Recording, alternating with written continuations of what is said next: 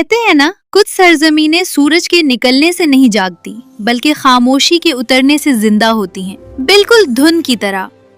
ایسی ہی دھن میں لپٹی ایک سرزمین تھی، نورستان۔ یہاں محل کے مینار بادلوں کو چھوتے تھے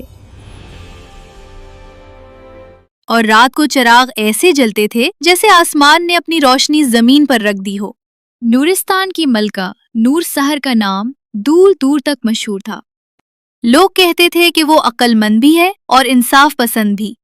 بات نرم لہجے میں کرتی تھی، مگر اگر کوئی رعایا کے دکھ کو معمولی سمجھ لے تو اس کی آنکھوں میں ایسی سختی آ جاتی کہ بڑے سے بڑا امیر بھی زبان بند کر لیتا۔ ملکہ کا ایک ہی سہارا تھا، اس کی بیٹی شہزادی ماریوشکا۔ ماریوشکا باقی شہزادیوں جیسی نہیں تھی، نہ اس میں غرور تھا اور نہ کسی قسم کا اکھڑ پن۔ زیادہ تر وہ یا تو اپنی ماں کے کمرے کے پاس بیٹھ کر کتابیں پڑھتی رہتی یا پھر محل کے باغ میں اکیلے ٹہلتے ہوئے پھولوں کو غور سے دیکھتی رہتی۔ محل کے لوگ اسی وجہ سے اس کو خاص پسند نہیں کرتے تھے، کیونکہ وہ الگ تھی۔ یہ شہزادی کچھ زیادہ ہی خاموش ہے، اس کے بارے میں طرح طرح کی باتیں کرتے جس سے اسے تکلیف ہوتی، لیکن وہ کسی سے کچھ نہ کہتی۔ حقیقت یہ تھی کہ شہزادی ماریوشکا بولنے سے زیادہ سننے والی تھی۔ وہ چیزوں کو بس دیکھتی نہیں تھی، سمجھنے کی کوشش کرتی تھی، ہر بات کو دل میں رکھتی تھی، تولتی تھی۔ بس ایک بات تھی جو اسے چین نہیں لینے دیتی تھی، اور وہ تھی ملکہ کی وہ عجیب سی روز کی عادت۔ ہر دن دوپہر کے کھانے کے بعد جب دسترخوان سمیٹ لیا جاتا، خادم خاموشی سے باہر چلے جاتے اور پورا کمرہ سنسان ہو جاتا، تب ملکہ اٹھتی۔ وہ ایک چھوٹا سا بند کمرہ کھولتی اور اندر سے ایک دھکا ہوا برتن نکال لاتی۔ وہ برتن صرف اسی وقت کھلتا جب ملکہ بالکل اکیلی ہوتی، نہ کوئی وزیر، نہ کوئی خادم، نہ ہی خود ماریوشکا۔ یہ راز محل میں سرگوشیوں کی طرح پھیلتا تھا، مگر کسی کو اس کی حقیقت کا علم نہ تھا۔ ایک دن اچانک محل میں بے چینی پھیل گئی۔ ملکہ نور سحر سخت بیمار پڑ گئی۔ اس کی سانسیں بھاری ہو گئی تھیں اور اس کی آنکھوں کی چمک مان پڑنے لگی تھی۔ حکیموں نے دوا دی، منتر پڑھنے والے بلائے گئے، مگر کوئی فائدہ نہ ہوا۔ رات کے آخری پہر جب محل کی روشنی مدھم تھی اور ہر طرف سانسیں گم ہو رہی تھیں، ملکہ نے اپنی بیٹی کو قریب بلایا۔ ماریوشکا لرزتی ہوئی اس کے پاس آئی۔ وہ ماں کے قریب بیٹھ کر زاروں قطار رونے لگی۔ ملکہ تھوڑی اٹھی، اس کی کمزور آواز میں ایک عجیب سی گونج تھی۔ ماریوشکا، ملکہ نے آہستہ سے کہا، میرے کمرے میں جو ڈھکا ہوا برتن ہے اس میں ایک سفید سانپ ہے، اس کا ذائقہ زبان پر لگا لینا، تمہیں کسی اور چیز کی ضرورت نہیں رہے گی۔ ماریوشکا سن کر کانپ گئی۔ سانپ کا ذائقہ؟ یہ سب اس کی سمجھ سے باہر تھا، مگر ملکہ نے لرزتے ہاتھ سے اس کا چہرہ چھوا۔ یہ آخری وصیت ہے بیٹی۔ اور پھر ملکہ کی سانس ٹوٹ گئی۔ محل میں کوہرام مچ گیا۔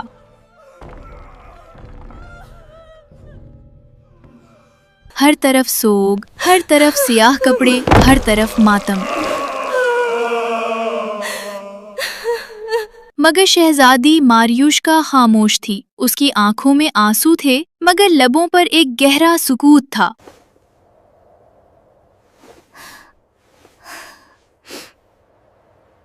اس رات جب سب سو گئے، وہ اپنی ماں کے کمرے میں گئی۔ کمرہ بھاری خاموشی میں ڈوبا ہوا تھا۔ اس نے لرزتے ہاتھوں سے وہی ڈھکا ہوا برتن باہر نکالا، اسے سامنے رکھا اور آہستہ سے کپڑا ہٹا دیا۔ اندر ایک برف کی طرح سفید سانپ تھا۔ اس کی آنکھیں شفاف تھیں، جیسے اس نے کبھی دنیا کی مٹی نہ دیکھی ہو۔ دل کانپا، مگر وہ آگے بڑھی۔ شہزادی ماریوشکا نے ماں کی کہی ہوئی بات یاد کی اور سانپ کے جسم سے چھوٹا سا قطرہ اپنی انگلی پر لگا کر زبان سے چھو لیا۔ اگلے ہی لمحے دنیا بدل گئی۔ کمرے کے پردوں کے پیچھے بیٹھی دو چڑیاں ایسے بول رہی تھی جیسے دو عورتیں محل کے راز کھول رہی ہوں۔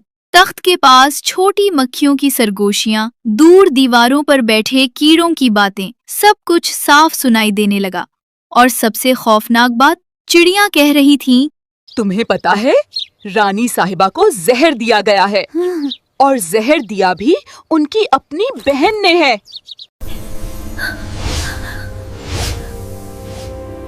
ماریوشکا کے قدم ڈگمگائے۔ جس رات اس نے سانپ کی طاقت پائی، اسی رات اس کی زندگی دشمنوں کے نرغے میں آ گئی۔ ویڈیو میں آگے بڑھنے سے پہلے آپ سے ریکویسٹ ہے کہ ہمارے چینل کو سبسکرائب کر دیں، شکریہ، اور ویڈیو اچھی لگی ہو تو لائک اور شیئر بھی کر دیں۔ ملکہ کے جنازے کو ابھی ایک دن ہی گزرا تھا کہ محل کی فضا بدلنے لگی۔ دروازوں پر قدموں کی آواز گونجی۔ وہ ملکہ سمینہ تھی، ملکہ نور السحر کی سوتیلی بہن۔ اس کے لباس پر سیاہ دھاگے کی ہلکی سی کڑھائی تھی اور آنکھوں میں وہ عجیب سی خالی چمک۔ اس نے دربار میں قدم رکھتے ہی بات گھمائے بغیر کہنا شروع کیا۔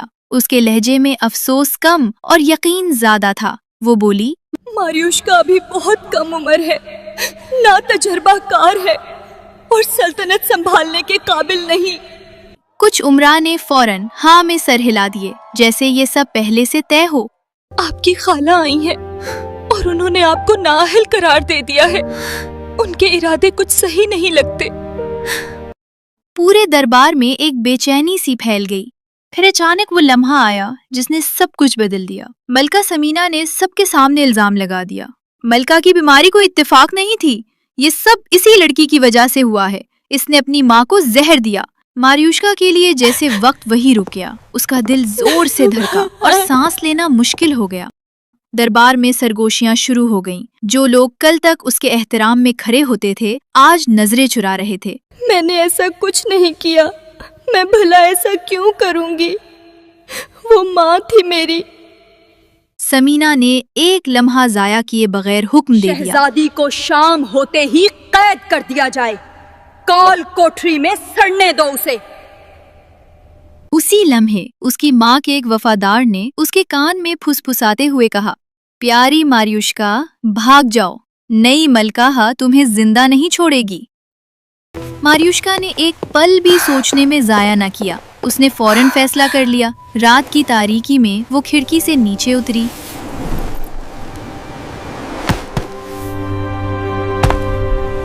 خاموش قدموں سے استبل کی طرف بڑھی، اپنے گھوڑے پر سوار ہوئی اور بنا پیچھے دیکھے جنگل کی طرف نکل گئی۔ پیچھے ایک پوری سلطنت تھی، نام، شان اور تخت۔ آگے اندھیرا تھا اور کوئی ٹھکانہ نہیں، مگر ماریوشکا کے دل میں ایک بات واضح تھی، جو راز اس کی زبان کو ملا تھا وہی اب اس کے لیے سب کچھ تھا۔ اگلے دن وہ ایک سنسان سے راستے پر آہستہ آہستہ اپنے گھوڑے کے ساتھ چل رہی تھی۔ چاروں طرف خاموشی تھی۔ پھر اچانک شہزادی کو زمین کے اندر سے ہلکی بھنبھناہٹ سنائی دی۔ وہ چونکی، رک کر ماریوشکا نے نیچے جھک کر دیکھا۔ چونٹیوں کا پورا لشکر تھا، قطار در قطار، ایک ہی سمت بڑھتا ہوا، اتنی منظم، اتنی خاموش کہ اگر وہ ذرا سا بھی آگے بڑھ جاتی، گھوڑے کے کھروں تلے سب کچھ آ جاتا۔ ماریوشکا نے فوراً گھوڑے کو روک لیا۔ گھوڑا گھبرا کر ناچنے لگا، مگر اس نے گھوڑے کی لگام کھینچ کر اسے پیچھے ہٹا دیا۔ تب ایک بھاری مگر بہت صاف آواز ابھری، تم نے ہمیں راستہ دے دیا، ورنہ تمہارا گھوڑا ہمارے پورے قبیلے کو کچل دیتا۔ یہ چیونٹیوں کے بادشاہ کی آواز تھی۔ ماریوشکا خاموشی سے راستے کے کنارے کھڑی ہو گئی۔ چیونٹی بادشاہ نے اپنا ننھا سا سر اٹھایا اور کہا، جب زمین تمہارے خلاف ہوگی، ہم راستہ بنا دیں گے، اور دیکھتے ہی دیکھتے جنگل کی طرف بڑھ گئے۔ اس کے لیے یہ کوئی بڑی بات نہیں تھی، بس ایک لمحے کی احتیاط تھی، مگر چیونٹیوں کے لیے یہ بہت کچھ تھا۔ سفر کے تیسرے دن وہ ایک پرسکون ندی کے قریب سے گزری۔ وہ کچھ دیر وہاں آرام کے لیے رکی۔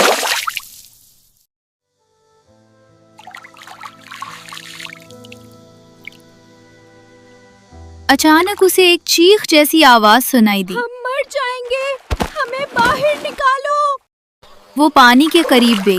3 ننھے کچھوے کاول کے بڑے پتوں میں پھنس کر تڑپ رہے تھے۔ کاول کے پھولوں کی جڑیں اتنی گھنی تھیں کہ کچھوے خود کو کھینچ ہی نہیں پا رہے تھے۔ وہ چلا رہے تھے، ہم مر جائیں گے، کوئی ہے جو ہمیں نکال لے۔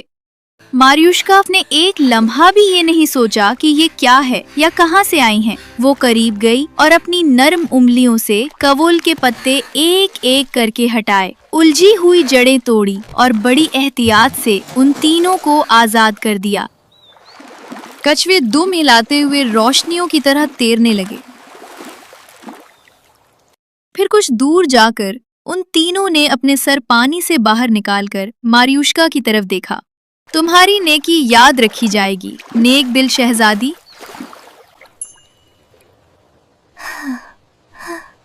ये कहते ही वो पानी में घुल गए और नदी फिर से वैसी ही खामोश हो गई। मारियुश्का काफी देर तक वहीं बैठी उन्हें देखती रही।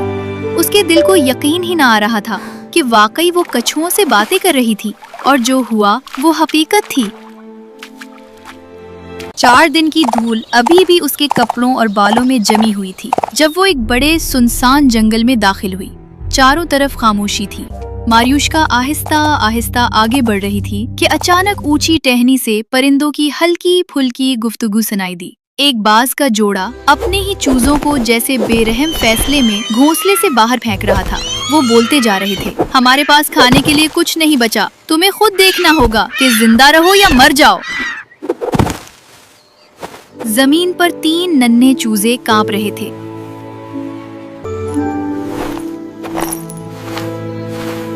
मारियुश्का ने फौरन अपना छोटा सा थैला खोला। उसमें थोड़ा सा गोश्त का टुकड़ा, कुछ दलिया और फल थे जो उसने अपने सफर के लिए रखे थे, मगर उसने ये सब चूजों के लिए रख दिया। चूजे खुशी से उस पर झपटे। उनकी सांसें धीरे धीरे मामूल पर आईं और आंखों में एक नई रोशनी छिलकने लगी। एक चूजे ने सर उठाया और कहा, हम तुम्हें नहीं भूलेंगे। जब हम बड़े होंगे तुम्हारी नेकी जरूर वापस लुटाएंगे। मारियुश्का ने मुस्कुरा दिया, दिल में इत्मीनान महसूस किया।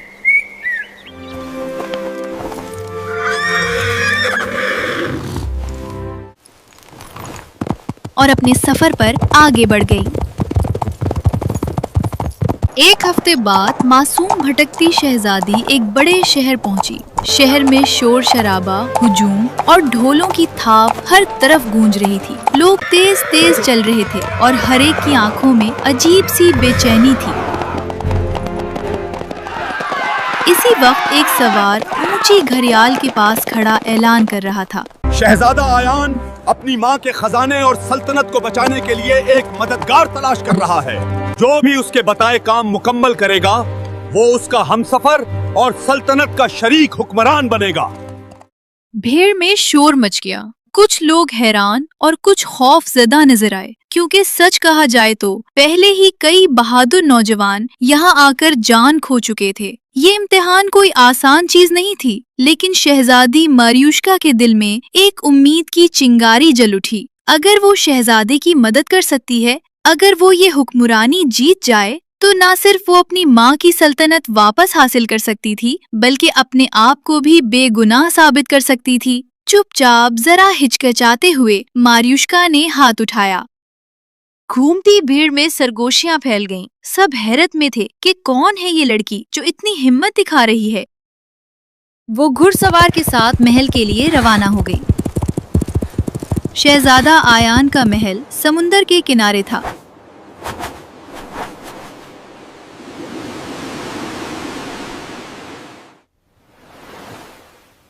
जब शहजादी मारियुश्का ने महल में कदम रखा, आयान ने उसे एक नजर से देखा और कहा, सोने की अंगूठी समंदर में गिर गई, तुम्हें उसे वापस लाना होगा और याद रखो सूरज गरूब होने से पहले वापस आना है।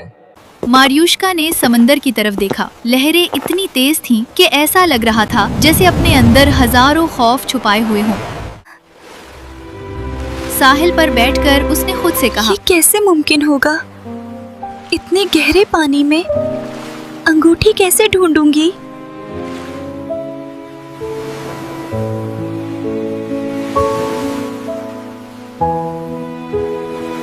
इसी लम्हे पानी में साए उभरे। मारियुश्का की आंखें हैरत से फटी रह गईं। ये वही 3 कछुए थे जिन्हें वो पहले बचा चुकी थी। एक कछुए की कमर पर एक बड़ा सदफ था। वो सदफ रेत पर रख दिया गया।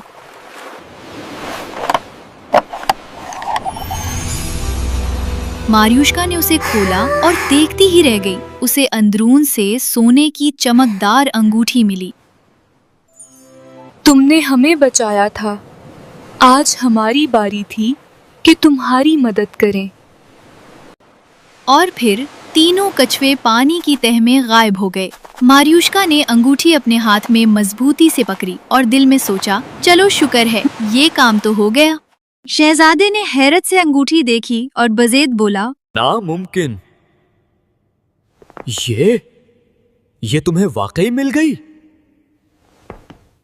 और फिर आयान मारियुश्का को हाथ से पकड़कर एक शाही बाग की तरफ बढ़ा। वहां जाकर उसने बहुत सारे चावल घास पर बखेर दिए।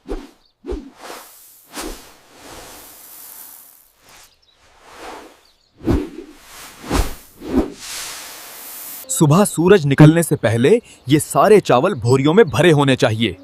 एक दाना भी बाहर हुआ तो तुम नाकाम हो।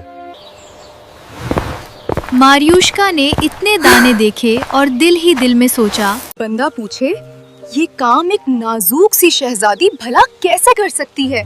बेवकूफ शहजादा आर्यान।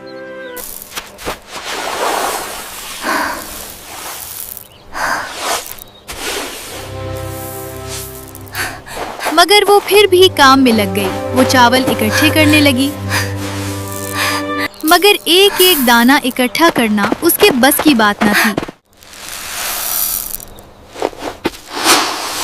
काम करते करते उसे रात को गई। रात की खामोशी जंगल से भी ज्यादा सख्त और सुनसान लग रही थी। शहजादे के महल की दासियां उसकी इस हालत पर खुश हो रही थीं। बेचारी कितनी मेहनत कर रही है।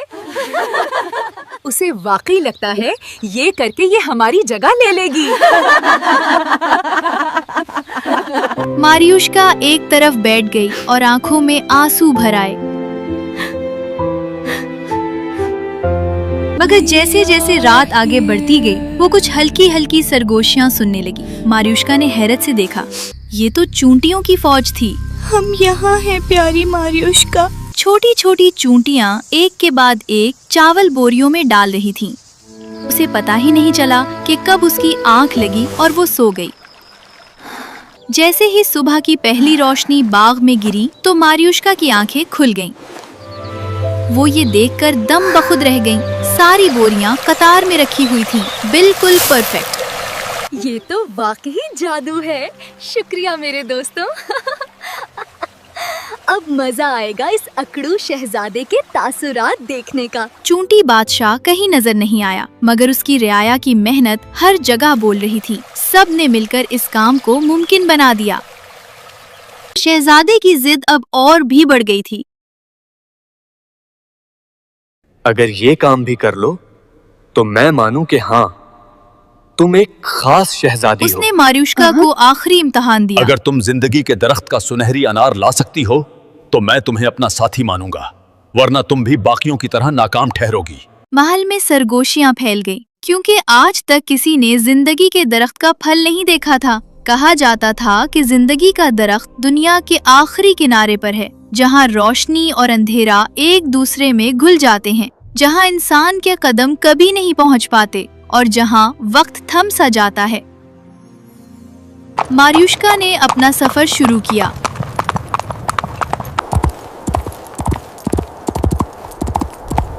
पहाड़ों को पार किया, घने जंगलों से गुजरी, नदियों और रेगिस्तानों को उबूर किया।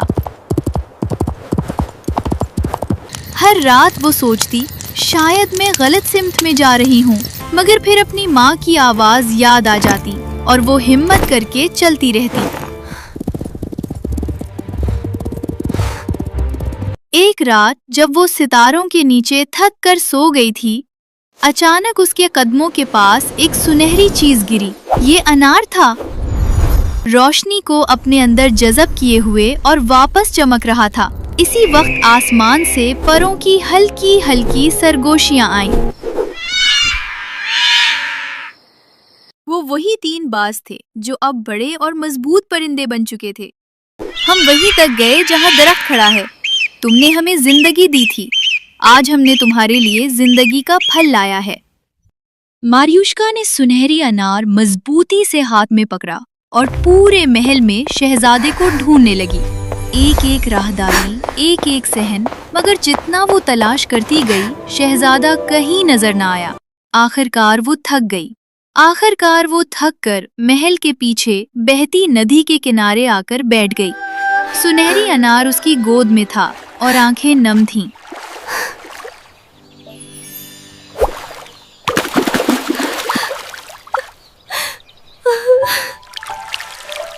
तभी फूलों में हल्की सी सरसराहट हुई। मारियुश्का ने सर उठाया तो उसके सामने एक सफेद सांप था। वही पुरसुकून, वही मानूस आंखें। सांप आहिस्ता आहिस्ता उसके करीब आया। तुम फिर आ गए हो। पता है, तुम्हारी वजह से ही मैं सब इम्तिहान पार कर पाई। वो मुस्कुराई और सांप को नरमी से गोद में उठा लिया। अचानक उसके हाथों में अजीब सी गर्मी महसूस हुई। अगले ही लम्हे वो सफेद सांप उसकी गोद से हटा और देखते ही देखते उसकी जगह एक इंसान खड़ा था। एक लम्हे के लिए मारियुश्का की सांस रुक गई। वही चेहरा, वही आंखें, शहजादा। उसके मुंह से बस यही लफ्ज निकला। मारियुश्का हैरत से वहीं खड़ी रह गई। इतनी हैरान क्यों हो रही हो? उसने नरमी से पूछा। मारियुश्का के हाथ कांपने लगे। शहजादा उसे एक ही नजर देखे जा रहा था। तुम ऐसे क्यों देख रहे हो? मुझे शर्म आ रही है, शहजादे ने शरारती अंदाज में कहा। तुम अब बातें करो ना मुझसे। जब मैं सांप था तब तो बहुत गोद में उठाकर बातें करती थी। मारियुश्का शर्मा गई। मेरी जान, मैं तुमसे शादी करना चाहता हूँ। शहजादे ने सीधा कहा।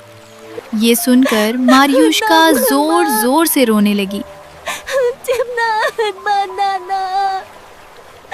तुम रो क्यों रही हो? शहजादा घबरा गया। क्या मैंने कुछ गलत कह दिया? नहीं, ऐसी बात नहीं है। तुम सांप हो और मैं एक इंसान। तो सुनो, तुम इंसान नहीं हो। क्या मतलब है तुम्हारा बदतमीज सांप? मेरा मतलब है शहजादे। ओहो, पागल लड़की, मेरी पूरी बात तो सुन लो। तुम्हारे वालिद भी सांप थे। उसने तुम्हारी माँ से मोहब्बत की शादी की थी। मारियुश्का की आंखें हैरत से फैल गईं और बोली, और वो सफेद सांप मेरी माँ के पास कैसे? मैं ही था। मेरे वालिद और तुम्हारे वालिद दोस्त थे। उन्होंने ही मुझे तुम्हारी हिफाजत के लिए भेजा था। और ये सारे इम्तिहान सिर्फ इसलिए थे कि मैं जान सकूं तुम मेरी रानी बन सकती हो या नहीं। तो मैं कभी भी अकेली नहीं थी।